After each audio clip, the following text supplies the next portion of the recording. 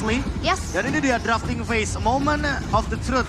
Di mana kita akan melihat juga bagaimana dua coach ini dan analis ini akan mengadu dari segi strategi dan kesiapan mereka dengan drafting phase yang ada. Baxia, respect band terhadap Buzizio. Karena memang pada faktanya di Liga Latam untuk Buzizio dengan Baxia ini win rate-nya lumayan tinggi.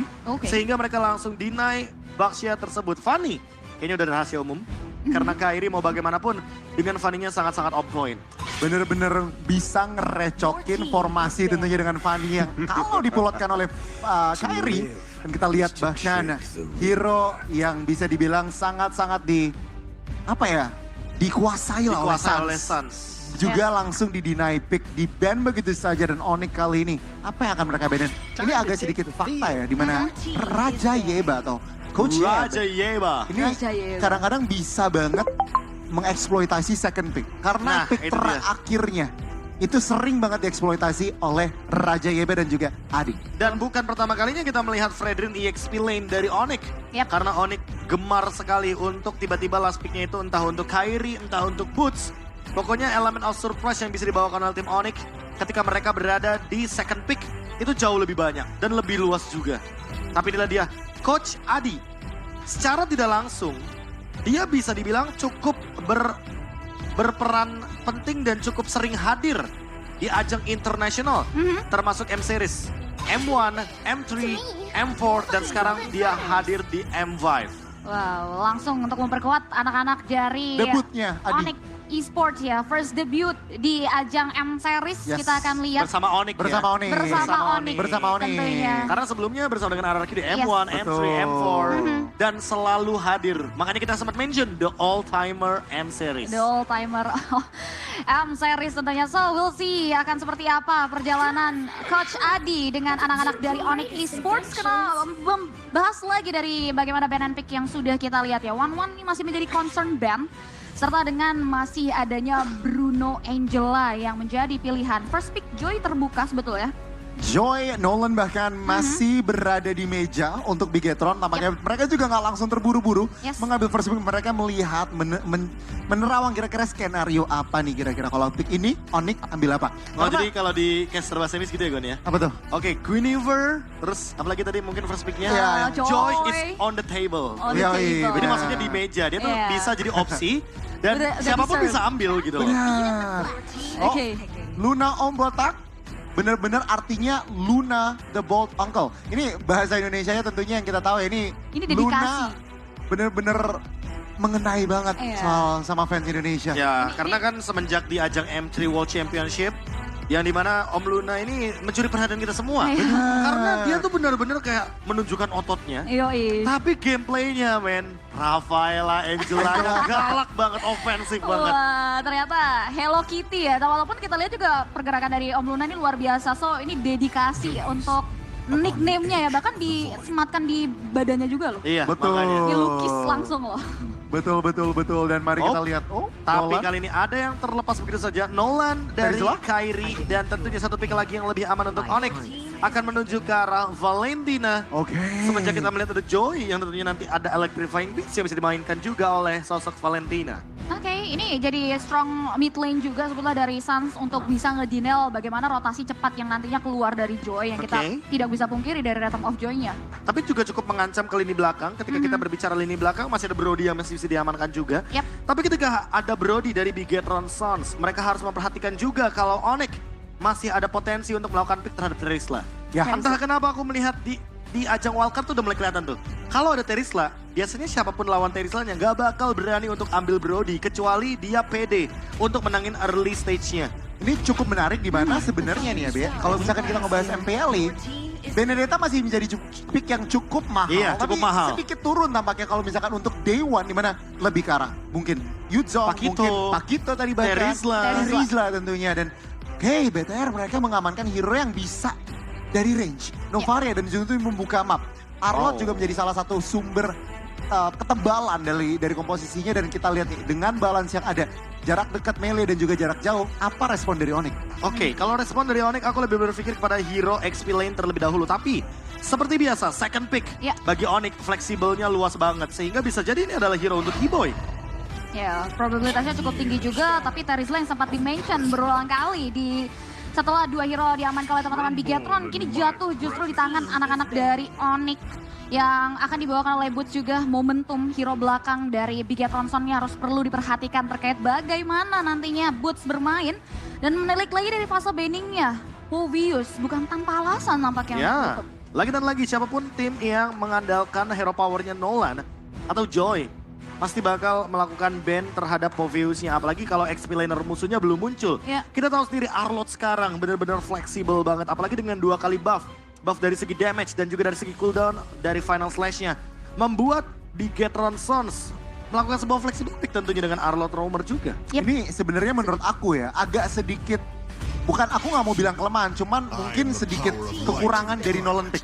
Oke. Itu agak sedikit memaksa untuk ban Povius. Karena kita Iya. lihat beberapa kali ya kan, Nolan kalau nggak di-pick auto ban Povius. Itu yang bisa dibilang ada faktor ngebuang ban slot. Kalau memang ada tim yang mungkin bisa berhasil mengeksploitasinya. Untuk sampai sejauh ini belum terlalu terlihat, tadi mungkin Gifem kalah. Atau jangan-jangan dengan ban Povius ini mirip seperti di game atau match yang sebelumnya kita. Ada potensi untuk Chow diambil oleh Keyboy. Bisa. Karena kebetulan hero Keyboy yang tadi kita mention bahwa mungkin akan di-pick yang keempat atau ketiga. Karena kali ini harus tuker-tukeran kan sama Boots. Ketika Nolan sudah di-pick, artinya Kairi akan lebih memastikan. Sehingga tidak ada flexible pick di sini. Ya. Dan dengan Terizla berarti Boots juga sudah secure untuk XP lane. Ya. Dan yang harus kita perhatikan adalah bagaimana nantinya hero untuk roamer dan juga gold lanernya. Bahkan kemungkinan besar gold lanernya akan ada di last pick. Ya. Kalau Ixia bakal di last pick, ini akan menarik.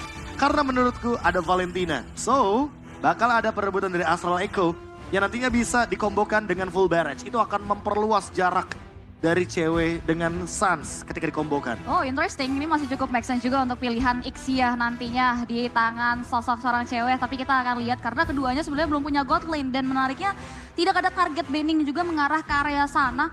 Mengingat fokus dari Onyx juga memilih untuk mengarah ke area hero dari Om Luna Botak ya. Sehingga perspektif mereka untuk Arlott mungkin ada di area XP dan Oh, Chow itu dia dari yang di-ban. Keyboy. Udah sempat kita mention tadi Bahas, kalau baru Chow dibahas. Keyboy ini bisa banget untuk di-ban oleh teman-teman dari Bigetron Sons. Karena mereka bisa membawakannya di pick yang ketiga tapi ternyata Harit. Wow. Magic is my life. Harit yang muncul kali ini sebagai gold lane. Untuk strong lane match up juga dan cukup sedikit merepotkan bagi Joy. Karena Joy dengan Rhythm of Joy-nya bisa miss Melody ketika nanti berhadapan dengan Harit target utamanya. Ini hero Harit tentunya nggak takut kalau di-engage, nggak takut kalau dalam tanda kutip ditabrak. Itu malah justru dimana Harit biasanya lebih bisa shine. Dan kita lihat nih respon dari Bigetron, apakah mereka akan mendapatkan hero yang dari jarak jauh atau malah nambah engage tool lagi. Oh, Cloud. Tampaknya. Oke, Cloud. Oh, nambah hero bisa dive dan Oh, mereka memanfaatkan bagaimana Minotaur yang di-ban oleh Onyx itu sendiri. Wow. Sehingga Cloud-nya akan lebih bebas di sini. Masalah utamanya adalah kali ini mereka harus memperhatikan kalau Keyboy masih punya satu hero lagi yang terbuka, Kuvra. Kuvra. Karena Kuvra juga bisa cukup nge-cancel bagaimana kehadiran dari sosok Cloud ini. Atau jangan-jangan Mino. dengan adanya Guinevere yang masih terbuka, wow. tiba-tiba Bisa di sini juga. Keyboy akan bermain dengan Guinevere. Ya setuju sih, karena kita belum tahu betul ya bagaimana strat dari Onyx pasca MPL ID selesai juga. Yang dimana untuk pilihan hero terakhirnya ini masih cukup luas untuk sosok Keyboy. Masih ada Mathilda juga. Tigreal. Oh my god. Keyboy. Demi apa? Demi kemuliaan. Oh my god. For honor. Ini bener-bener dia yang mempopulerkan juga sebenarnya Iya, ya iya, dari iya. stream-streamnya. Iya, sempat disebar loh. Sempet di mana skill 2 flickernya itu bener-bener Wah. unstoppable dan apakah CP, Ya. apakah KB. Kita akan melihat Montek ya dalam tanda kutip ya. Wih. Montek itu. Dan ini luar biasa di mana Tigreal teman-teman akan turun ke Land of Dawn. Dan ingat satu lagi, Valentina dari Suns, dia bisa saja mengcopy menuju ke arah dari Astral Echo. Syndra mungkin akan tercuri di sini dari segi source skill-nya. Yap. Atau jangan-jangan Black yang akan diambil final slash-nya. Apapun itu, ini akan menjadi combo maker dari Tigreal yang akan dibawakan oleh Keyboy. Wah ini bakal pecah, ditambah lagi nantinya akan Luar ada biasa. serangan yang menghancurkan juga setup dari Bigetron terkait bagaimana posisi dari sosok Kairi yang selalu punya farming pattern dan juga pola rotasi yang cukup ganas. Tapi ini dia untuk 10 komposisi yang sudah diamankan oleh kedua belah tim di game yang pertama. Dan kalau lihat di atas kertas sebenarnya nggak terlalu beda jauh. Line up rating 6-7 untuk BTR, 6-4 untuk Onyx. Dimana kita lihat kalau berdasarkan dari match 3 saja, ini kertas atau mungkin di atas kertas itu nggak pernah salah loh. Iya. Karena Homeboyz 2 kali menang, 2 kali game, 2 kali menang. Apakah Onyx bisa berhasil mematahkan akumulasi power di atas kertas? Dan sekarang berarti pertanyaannya adalah bagaimana nantinya Kibo yang bertugas untuk mengganggu Luna Om Botak dengan Hildanya. Karena udah pastilah target utama dari Hilda adalah Nolan. Betul. Mau nggak mau engage sampai Nolannya nggak dapetin power spike. Karena Kairi dengan Nolannya akan sangat mematikan seharusnya. Iya, Aku punya rumus kalau seandainya Nolan ini sama dengan Fanny. Kenapa? Karena walaupun udah di nerf beberapa kali pun, kalau usernya ini benar-benar tajam dan ngerti cara manfaatin ultimate skillnya, itu dia akan tetap jadi hero yang sangat mengerikan. Setuju sih. Mau berapa kali pun di nerf. Ya ini malah bisa jadi malapetaka tersendiri sebetulnya ya untuk using Hildanya. That's why ini perlu diperhatikan terkait nanti bagaimana rotasi. Karena posisi dari Kairi ini juga terkenal juga terkait bagaimana dia bisa menyesuaikan diri di mana banyaknya serangan atau pressure yang nantinya mengarah ke area sosok Kairi Nah, ini. next aku lebih mempertanyakan cewek. Cewek. Battle spell apa yang bakal dia bawakan? Karena Vengeance spell di sini pun not bad menurutku. Yep, ada Ketika Cloud. berhadapan dengan Cloud juga, apalagi kalau Purify, nggak ada sisi pasti di sini. Nah. Untungnya itu, Ya. sehingga cewek mungkin bisa lebih bebas. Dan kita tahu juga bahwa sekarang dengan menggunakan Harit, apalagi dengan menggunakan Inspire, Ya. di bagian talent emblem pertamanya, 5% cooldown reduction ditambah lagi dengan menggunakan emblem match yang custom. Tentu ini akan membuat Harit jauh lebih optimal secara cooldown reduction. Jadi dia nggak perlu item cooldown reduction banyak-banyak. Setuju, dan aku pengen nambahin kalau aku ngebayangin 4 lawan 4, 5 lawan 5 ini Keyboy bisa banget nge-cancel dive potential dari Cloud. Iya. Ingat, dia BMI ke dalam, langsung dengan skill 2 dan diangkat, di knock up, itu ke-cancel loh. Yep. Blazing duet dari seorang super opa. Jadi itu mungkin menjadi salah satu alasan kenapa Tigre last pick lagi dan lagi. Kita juga udah bahas di mana last pick dari Raja Yeba.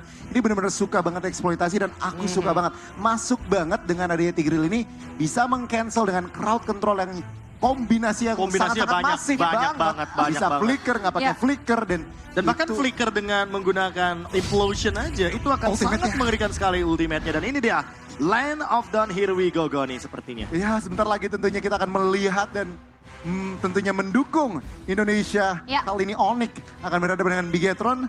Tapi gimana nih Cipi? Gimana Wah, ekspektasi Cipi di line up down apa lagi nih? Ya pastinya banyak ya, karena bicara soal Onyx kita belum berkaca juga pas KMPL ID seperti apa strat dan juga bisa dibilang secret weapon yang sudah dipersiapkan juga. Ini bisa jadi salah satu isu tersendiri buat nanti lawannya, apalagi kalau bicara soal Onyx.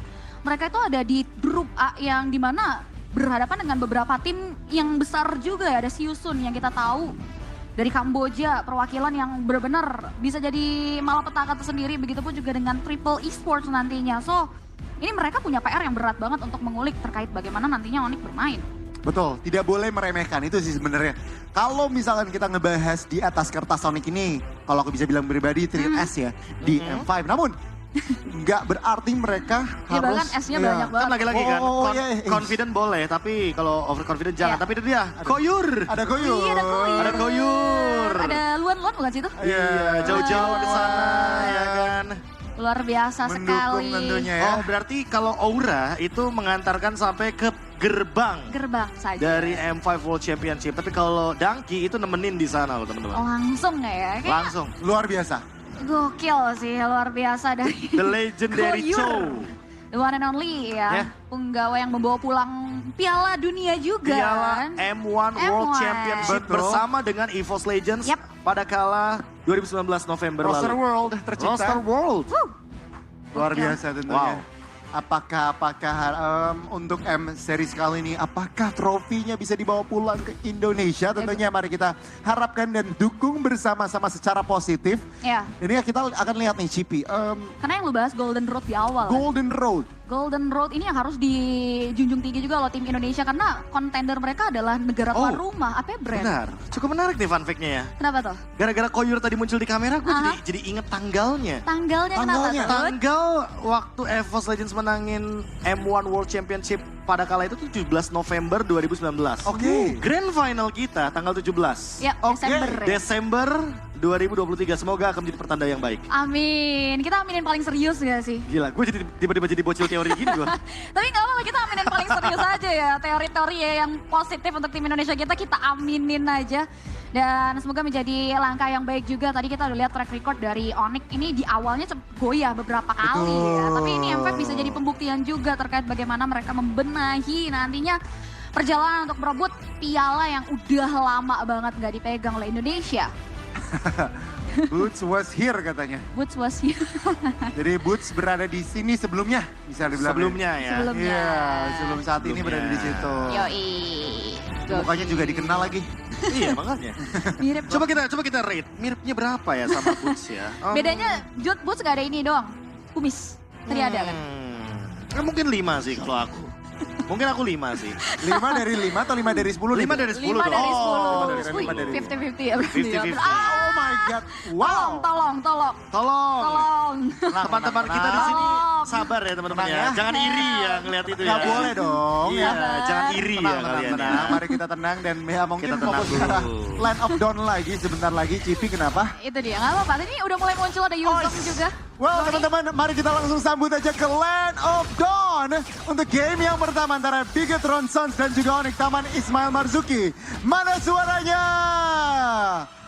Luar biasa. Semangat malam minggu Semangat. ya. Semangat Mauming. Semangat malam minggu, wow.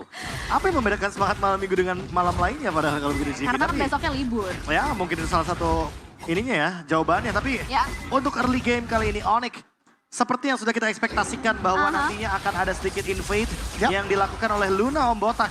Tapi itu juga membuat Buzizio harusnya lebih aware terhadap bagaimana early advantage yang didapatkan oleh Onyx. Dan Keyboy sekarang sudah mulai melakukan invade balasan, mendapatkan sebuah pattern rotasi yang sama dan akan mempertemukan bagaimana Buzizio versus Kairi di area Lizard. Ya, ini cukup agresif juga nih game plan yang dibawa oleh cewek dengan Haritnya mempressure sang lawan di area sana. Oke, ada Inspire, Festival of Blood, dan juga ada satu Impurage. Yep. Talent emblem yang unik sekali dibawakan oleh cewek dan bahkan membuat early potential durability-nya sangat tinggi sekali. Tapi Kairi, Sedikit miskalkulasi tampaknya tadi masuk dive in ke turret terlalu dalam, terlalu lama. Dan itu langsung dieksploitasi oleh Bigetron Sons di mana First Blood jatuh ke arah tim dari Brazil. Ya, ada waktu yang dibuang berarti ya pasca Kairi terpick off di area sana, waktu untuk melakukan farming. Tapi pasti ada 1001 cara yang sudah dipersiapkan juga dan menilik dari sisa itemnya ini masih berupa pecahan saja sih. Keyboy juga baru saja menyelesaikan tough boots-nya. Tapi kalau kita lihat dari cewek, untuk cewek sendiri dia sudah memiliki Mystic Container yang nantinya akan dia build secepat mungkin menuju ke arah Starlium side. Turtle akan menjadi tempat dance yang menarik bagi Onyx. Tapi Keyboy masih belum mendapatkan level yang keempat. Sehingga dia masih belum bisa berbuat banyak dan hanya menzoning out pemain dari Bigetron Sons saja. Ya, tercicil begitu saja dan Kairi berhasil mendapatkan retribution-nya. Kali ini fight, oh my god. Kali ini Black menjadi korban selanjutnya di mana teman-teman dari Onyx berhasil mendapatkan turtle dan juga kill. Wow, buy one get one dari Onyx. Di mana satu turtle dibayar juga dengan area 1 poin eliminasi untuk membalancing lagi terkait ketertinggalan di early tadi. Seperti yang Cipi bilang tadi ya, banyak jalan menuju ke Roma. Dan itu adalah salah satu caranya juga agar Kairi mampu untuk mendapatkan Retribution Battle. Dan itu adalah momentum yang membuat kita cheering langsung dengan kata-kata Indonesia. Ya, begitupun kalian yang ada di Semarak rumah semangatnya ya, terdengar Luar nih. biasa. Bener banget yang ada di rumah juga bisa, tapi lihat Oh, Luna Om Botak tampaknya menerima damage yang cukup luar biasa. Dan kali ini teman-teman dari Bigetron Sons berusaha mendapatkan balas dendam. Tapi masih terlalu tebal untuk Bigetron Sons. Dan ya, 1-0 pertukaran tadi. ya, dan ini agresivitas yang diperlukan untuk Onyx terkait bagaimana Luna Om Botak yang dari tadi selalu mencari sosok dari Kairi. Ya, 2 poin assist ini cukup harusnya untuk nantinya memberikan kontribusi lagi. Dan bahkan Starlium Side seperti yang di-mention oleh Profesor KB. Ini menit 3 dan bahkan membuat cewek lebih unggul di early advantage yang harusnya dia lebih bisa optimalkan. Tapi Keyboy kali ini mungkin udah mulai terspot dan bakal implosion. Di komit begitu saja. Dan langsung formasi dari Onyx langsung menyatu. 1 buah poin kill ditambahkan. Tapi lihat, Joy mulai masuk mencicil damage ke arah CDW. Tapi tampaknya masih belum mampu dan oh my god. Tampaknya hujan. Tapi luar biasa sih, tetap masih dengan Antusiasnya. Ya iya tentunya, stay safe guys. Dan balik lagi mungkin ke pertandingan kita. Bagaimana pergerakan dari teman-teman Onyx masih konsisten dengan permainan yang cukup agresif. Terlebih lagi dengan adanya gold yang cukup mumpuni. Pasca Turtle diamankan, ini udah mulai swingnya di tangan anak-anak Onyx. Iya, dan kalau kita lihat juga bagaimana early advantage yang mereka dapatkan dari Turtle juga ini bisa di-convert lagi seharusnya menjadi pundi-pundi yang lebih menguntungkan. Dan kalau kita lihat juga bagaimana kehadiran dari Tigreal ini kayak memberikan pressure tersendiri. Oh, Turtle kembali ke arah jatuh ke tangan Onyx dan lihat pecah semua. Kyrie berusaha memberikan damage. Oh, guna botak tidak survive, bahkan Black menjadi korban kedua untuk Bigetron Sons. Lagi dan lagi kerugian yang cukup besar berhasil diamankan oleh Onyx. Yap, itu dia pergerakan dari sosok Keyboy yang akhirnya mengumpulkan teman-teman Bigetron Sons yang ternyata mengarah ke area tidak mampunya mereka untuk bertahan dan bahkan 1v1. Solo kill. Gila. Itu yang tadi aku udah sempat mention kalau Harit ini akan menjadi malapetaka ketika 1v1 lawan Joy. Dan terbukti masih di area bottom lane. Buzizio nggak sempat untuk menghandle bagaimana true damage yang tinggi dan juga Zaman Force yang membuat Harit makin lebih powerful. Cewek di area bottom lane benar-benar mengoptimalkan advantage dan bahkan memaksimalkan juga bagaimana potensi mereka untuk menuju ke arah-arah dari lini mid game. Bahkan untuk sekarang dia sudah memiliki 1 buah crossbow yang pasti akan dia jadikan menuju ke arah dari Feather of Heaven. Yang ngebuat nantinya damage yang diberikan akan semakin besar lagi dari sosok seorang cewek. Terlebih lagi power engage yang dibawa oleh Onyx ada lantunan electrifying blades yang hanya mengusir sosok Boots yang udah mulai into. Tapi nampaknya teman-teman dari Onyx bakal coba untuk mulai memberikan 1 buah pressure tambahan lagi. Ini bicara invasi turret yang ada di area mid lane bahkan belum loh di pick off atau bahkan dihancurkan oleh teman-teman dari Onyx. Tapi mereka udah bisa melancarkan gerakan tersebut. Ini cukup signifikan sih, Be. Perbedaan gold hampir 4.000 genap, baru 6 menit berjalan. Baru 6 menit berjalan. Ini kerugian yang cukup besar. Menurutku bisa lebih banyak lagi sih Goni di sini masalah utamanya. Dan ditambah dengan bagaimana potensi dari Onyx ketika mereka mengamankan 1 buah objektif terakhir nantinya, the perfect turtle for Kyrie mungkin.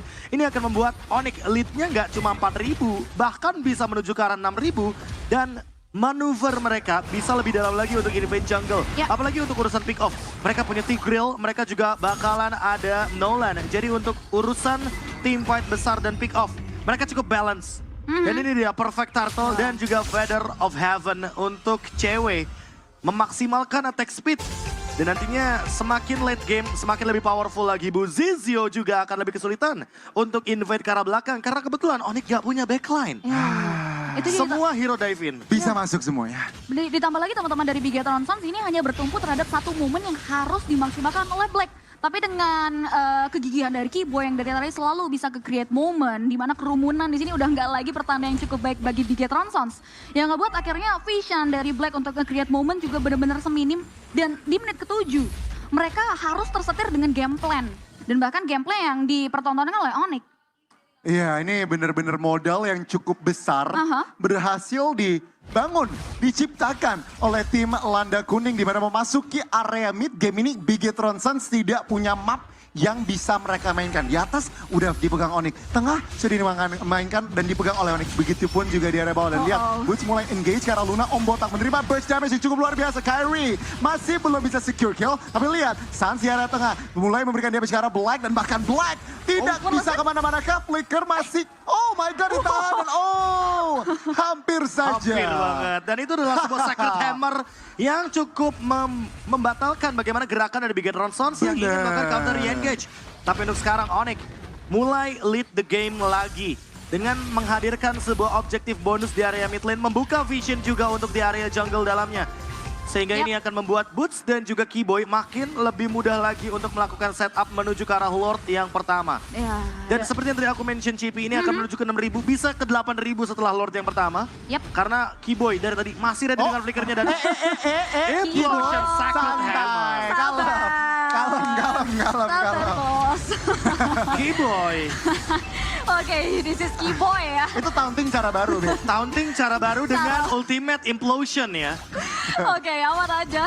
Dan nampaknya ini kalau kita lihat juga teman-teman dari Big Get Ronsons masih dikasih chance untuk keluar dari comfort zone mereka. Dan mungkin pertukaran dari Lord yang diinisiasi. Free Lord yang kemungkinan jatuh di tangan Kairi. Mengarah ke area 1 inner bottom turret saja. Tapi that's it. Mereka udah nggak bisa lebih dalam lagi. Ya, karena mereka membawa Cloud dan Big Sons. Kalau membiarkan Super Upa sendirian, masalah utamanya adalah ketika nanti dia pegang lane jauh. Dan lawan match-up-nya adalah Kairi dengan Nolan. Ini bakal instant kill. Walaupun dengan Purify, apalagi dengan Purify, ini nggak ada escape ability karena Gouge hanya sepersekian detik saja untuk cooldown reduction-nya. Dan bahkan on the way menuju ke si Halberd, there you go, Kairi.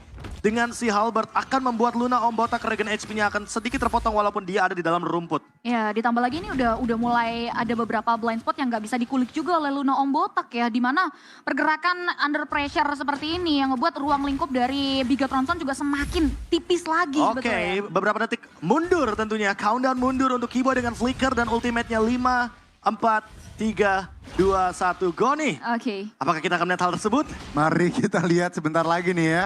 Tapi wow, ini 8.000 dan Lord yang pertama masih belum charging tentunya kita lihat. Onyx tadi berhasil men-trigger pasif base dari tengah dan lihat mereka mulai masuk pelan-pelan. Keyboy flicker implosion masih belum di-commit. Hanya ngincer objektif turretnya saja. Dan conceal dari Keyboy kita lihat pergerakannya masih tertahan tampaknya. Lagi dan lagi, objektif nggak berhenti untuk Onyx. Ya, masih cukup disiplin ya trigger yang dibawa oleh teman-teman Onyx. Tapi ada conceal play yang masih belum entah mau dibawa kemana. Hanya teori ancaman untuk mengusir mundur dan bahkan Bu Zizio juga disibukkan untuk melakukan clearing di 3 laning push. Cukup khususnya di area sisi bawah sih, tapi at least 2 base in total berhasil diamankan. Blazing Duet. Blazing Duet ke arah belakang, Sans hampir terpikat tapi Black. Tampaknya harus hilang di area depan. Syndra menjadi korban selanjutnya dan Onyx mulai berhasil mencari korban selanjutnya yaitu Super Upa. Cewek with the triple. Dan kita lihat satu member lagi tampaknya Bu Zizio. Tidak bisa kemana-mana dan bahkan Onyx langsung bisakah ke arah base-nya dan terbuka bebas tampaknya. Dan satu member saja dan Onyx sang landa kuning berhasil mendapatkan game